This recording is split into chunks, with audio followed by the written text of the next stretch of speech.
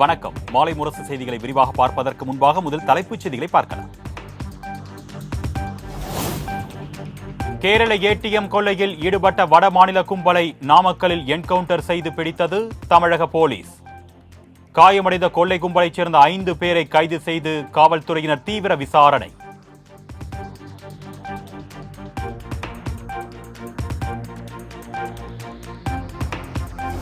நாமக்கல்லில் சிக்கிய கண்டெய்னர் லாரியில் இருந்து கேரள ஏடிஎம்களில் கொள்ளையடிக்கப்பட்ட 65 லட்சம் ரொக்கம் பறிமுதல். லாரியில் இருந்து சொகுசு கார், துப்பாக்கி உள்ளிட்ட ஆயுதங்களையும் பறிமுதல் செய்து விசாரணை.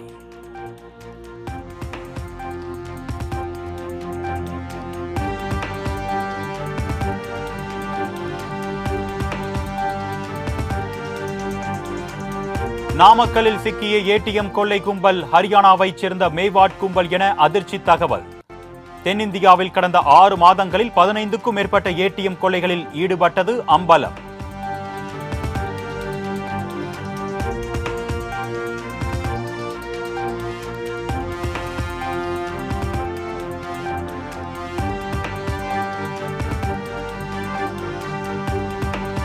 டெல்லியில் பிரதமர் மோடியுடனான முதலமைச்சர் மு.க. ஸ்டாலினின் சந்திப்பு நிறைவு. தமிழ்நாட்டை பறைசாற்றும் விதமாக தடம் பெட்டகத்தை பரிசாக வழங்கினார்.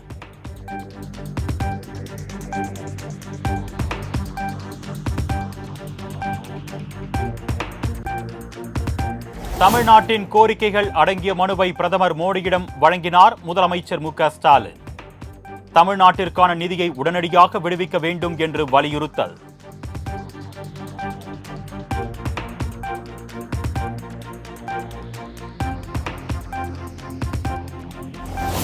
சென்னை உயர்நீதிமன்றத்தின் 34வது தலைமை நீதிபதியாக பதவியேற்றார் KR ஸ்ரீராம்.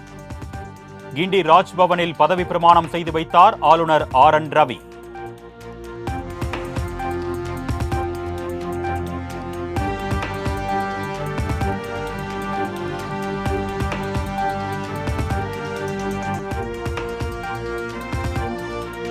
எளிய மக்களுக்கு உலக நடப்புகளை கொண்டு சென்று தமிழ் இதழியலின் முன்னோடிகளில் ஒருவராக விளங்கியவர் சீபா ஆதித்தனார். ஆதித்தனாரின் 120வது பிறந்த நாளையொட்டி முதலமைச்சர் மு.க. ஸ்டாலின் புகழாரம்.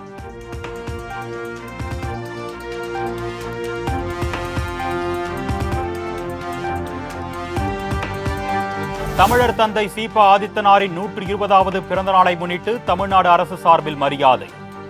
அவரது சிலைக்கு அமைச்சர்கள் கீதா ஜீவன், சேகர் பாபு, மா சுப்பிரமணியன் உள்ளிட்டோர் மாலை அணிவித்து மரியாதை.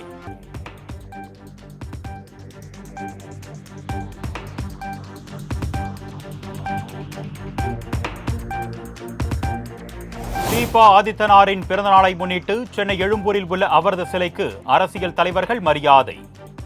ஓ பன்னீர்செல்வம், ஜெயக்குமார், GK வாசன், தமிழிசை, TTV தினகரன் உள்ளிட்ட பல்வேறு கட்சித் தலைவர்கள் மலர் தூவி மரியாதை.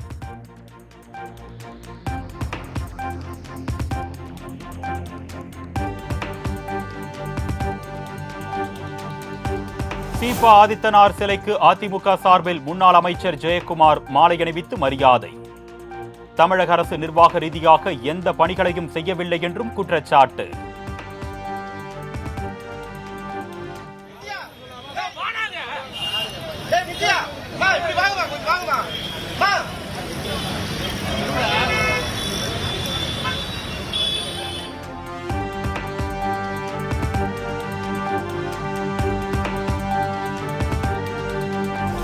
அதிமுகவை ஒன்றிணைக்காமல் ஒரு தொகுதியில் கூட வெற்றி பெற முடியாது என முன்னாள் முதலமைச்சர் OPS ஆரூடம். தொண்டர்களை EPS பிரித்து வைத்திருப்பதே தொடர் தோல்விக்கு காரணம் என்றும் சாடல். அனைவரும் தொண்டர்கள் ஒருங்கிணையாமல் வெற்றி பெற முடியாது. நடைபெற்று முடிந்த நாடாளுமன்ற பொதுத் தேர்தலில்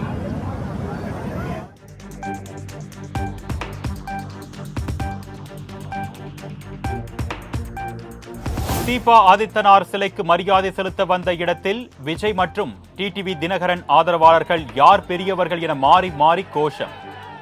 இரு தரப்பையும் காவல்துறையினர் சமாதானம் செய்து அனுப்பி வைத்தனர்.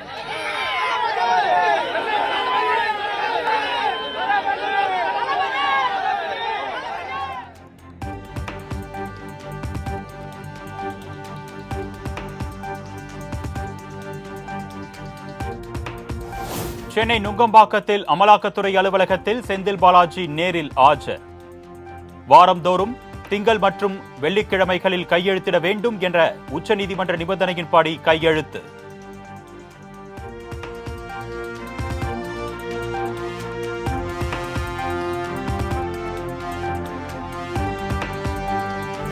சென்னை தனியார் விடுதியில் செந்தில் பாலாஜியுடன் அமைச்சர்கள், எம்பிக்கள், திமுக நிர்வாகிகள் சந்திப்பு. அமைச்சர்கள் தங்கம் தென்னரசு, KKSSR ராமச்சந்திரன், மா சுப்பிரமணியன் உள்ளிட்டோர் சால்வை அணிவித்து வாழ்த்து.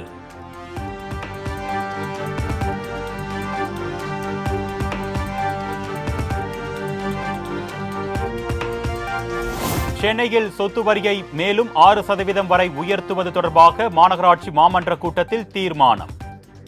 வரி உயர்வு சொத்துக்களின் அளவு மற்றும் மண்டலங்களை பொறுத்து வேறுபடும் என்றும் தகவல்.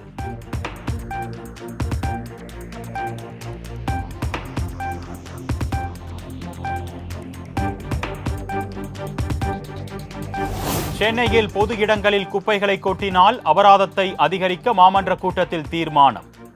கட்டட இடிபாடுகளை கொட்டினால் 5000 ரூபாய் வரையிலும், மரக்கழிவுகளை கொட்டினால் 2000 ரூபாய் வரையிலும் கூடுதல் அபராதம் விதிக்க திட்டம்.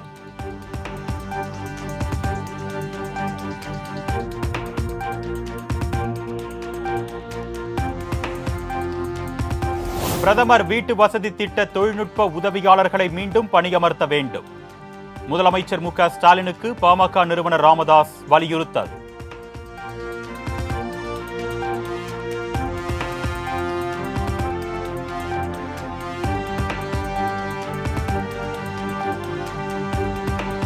மின்மாற்றி கொள்முதலில் 400 கோடி ரூபாய் ஊழல் குறித்து ஓராண்டாக நடவடிக்கை எடுக்காதது ஏன் என பாமக தலைவர் அன்புமணி கேள்வி. சிபிஐ விசாரணைக்கு உத்தரவிடவும் தமிழக அரசுக்கு வலியுறுத்தல்.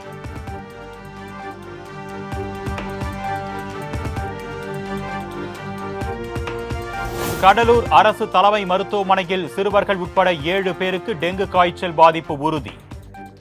காய்ச்சல் அறிகுறியுடன் அனுமதிக்கப்பட்ட 60க்கும் மேற்பட்டோரின் இரத்த மாதிரிகள் ஆய்வுக்காக அனுப்பி வைப்பு.